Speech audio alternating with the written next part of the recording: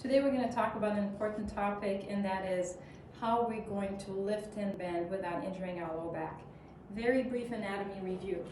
The normal lumbar spine, if we look at Oscar from the side, has a forward curve.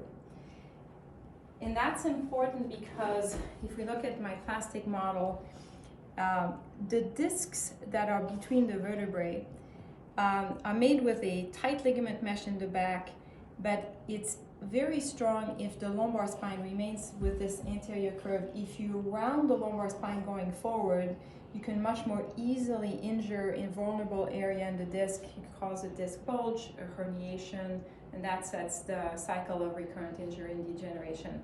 So the idea is how in a modern lifestyle, everything is in front of you and it's usually below your waist that you have to pick up and transfer. So the idea is, how do we get down to our load without rounding our back and losing the normal forward curve?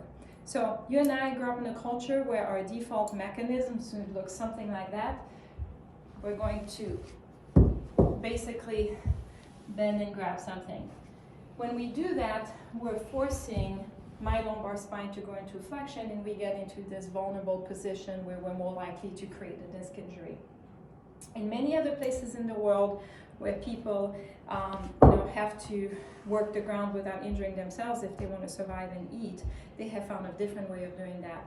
What people do is they put their knees wider than their shoulder, so that's going to make you work your quads, and then instead of bending from the waist up and rounding your back, we're going to bend in the front of the hip, which means pushing your butt backwards, but we keep a flat back.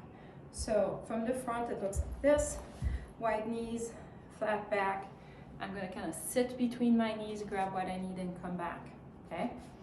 If I do this from the side now, wide knees, butt goes back. I'm going to bend, flex from the hip forward. I'm going to get down. You notice my back is totally flat. I grab what I need. I come back. I have not actually flexed my lumbar spine at all, and I've gotten to what I need. This is a much safer way of doing it. It does take a lot of practice because you're not really used to lifting that way. I recommend that a couple times a day you put something on the floor and you just practice touching it, flat back, flexing the hips.